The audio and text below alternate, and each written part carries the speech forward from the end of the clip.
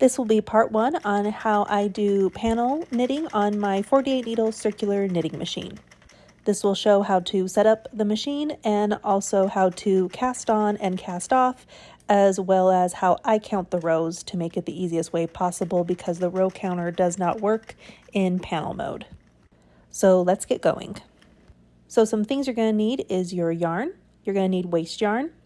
Also going to need a loom pick, something to cut your yarn with, stitch markers, and then I got a digital row counter off Amazon. These are really nice. They go on your finger. This is optional, but I like it. If you don't have a loom pick, you can also use a paper clip like this, but a loom pick is really nice. Next, we want to switch the machine to panel mode. P is for panel, T is for tube, so you want to make sure it's clicked up into panel mode.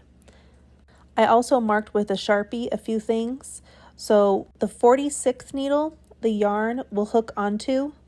The 47th just has a dot. The yarn does not hook on there.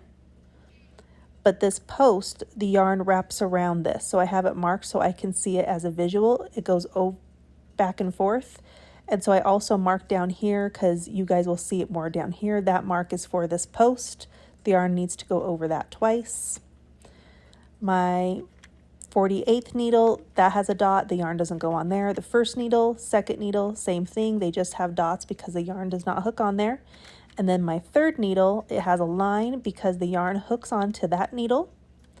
And then same with the post. For my view, I have it marked right here because I know the yarn needs to wrap around that twice. And then for your view, I have a mark down here so you can see that. So that will make a little more sense, but that's how I marked it. And this helps me a lot to know what I'm doing. So I hope that helps you. So now I'm going to take my yarn and I put it in a bowl and I'm going to put that on the ground in front of the machine, and that's where my waste yarn will be as well. I want to set up the machine so I get to crank forward, and I'm starting on the third needle. That's where I start the cast on, and we go over and under each needle starting with the number 3 needle. And we go all the way around until we get to that 46th needle right there. So it's hooked on there, and now we're going to put it down into the yarn tensioner and then the yarn holder, and then now we're going to start. I make sure it flips around that post. It has to be under there. And now I'm going to start cranking backwards, and you're going to see it has to go back over that post again, and then it hooks onto the needle again, and now we are doing our first row. And this is the waste yarn, so I'm not going to count these rows, but I do quite a few rows of waste yarn. So now we get back to that third needle. You see it hooks there, has to go over the post and down. And now we go back around. It has to go back over that post. And now we're going the other way. So at this point, you want to take your time because those 46th and that third needle, the yarn will get stuck on. It got stuck right here. You'll want your loom pick or your paper clip to make sure everything's seated down properly.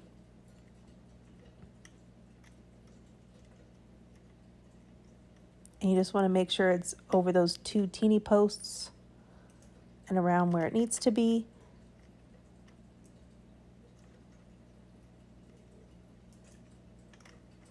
And you'll see when we get back, now we're going back around the post, and now we're going the other way. And I'm doing this in real time so you guys can see it. And then here's where it gets stuck on the needle. That happens a lot. That's why a loom pick comes in handy. It'll get stuck quite a bit on that third needle and the 46th needle, especially in the beginning. And I do more like 10 rows of waste yarn because I want a really nice, good foundation for it before I get to my project yarn, because also those 2 ending needles, the third one and the 46th one that it ends on, it's really easy to tuck a stitch where you get 2 stitches hooked in the front, and you definitely don't want that. So it's easier to get that out of the way on your waste yarn and have the machine working good before you add on to your project yarn. The yarn I'm using, it's a number 3 weighted yarn. The number 3 is a little bit easier to use. My waste yarn, I'm using an acrylic yarn. And then my project yarn, it's 100% cotton because I'm going to make the tea towels with it. And so I feel like that's just a nice, easy, friendly beginner project to figuring out panels. Okay, so I jumped ahead. I have about 10 or 12 rows of waste yarn here. So once I get that, and I'm going to do my last row here.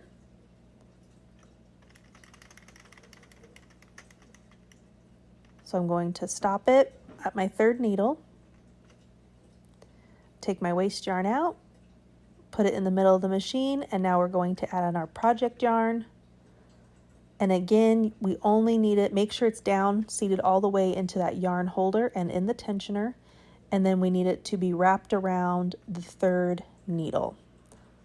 So again, I'm going to show this in real time and just take your time with it. And that's why it's nice I have the dots and then I have the line where the 3rd needle is. It's just kind of a nice visual to where I know it has to go under the post and then hook on to the 3rd needle.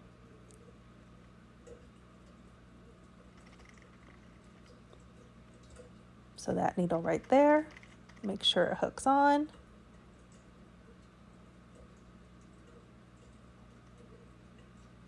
And then I'm kind of holding both tails together just to make sure they don't slip out.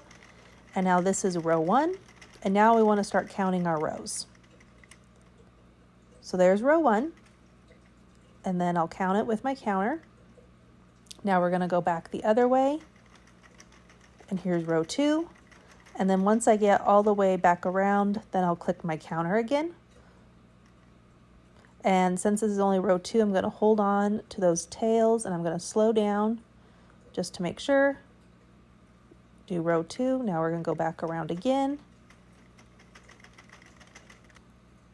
Row back and forth. And I do tie a little knot, just a loose knot on those 2 tail ends just to keep them secure.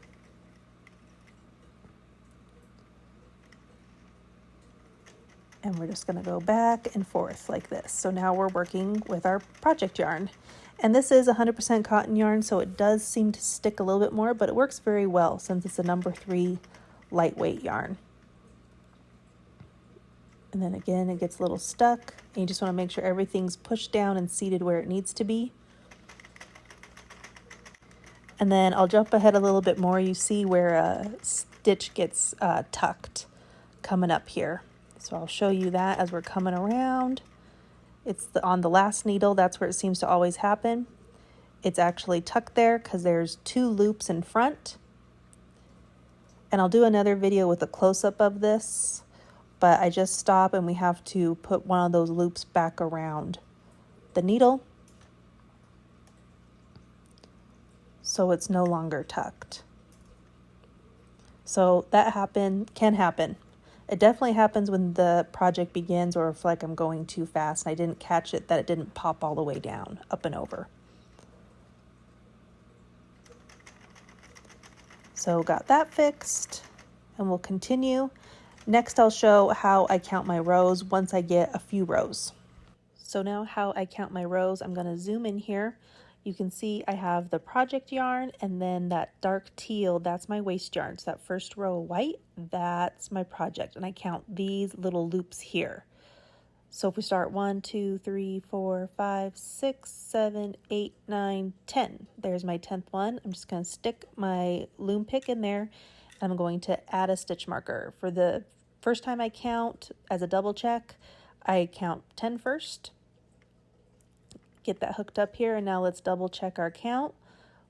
We're at 10, and then it's 11, 12, 13, 14, 15, 16, 17, 18, 19, 20, 21, 22. Up underneath that peg, there's no more, so I should have 22 rows. I counted, I check my row counter, and we match. So that's how I double check my count.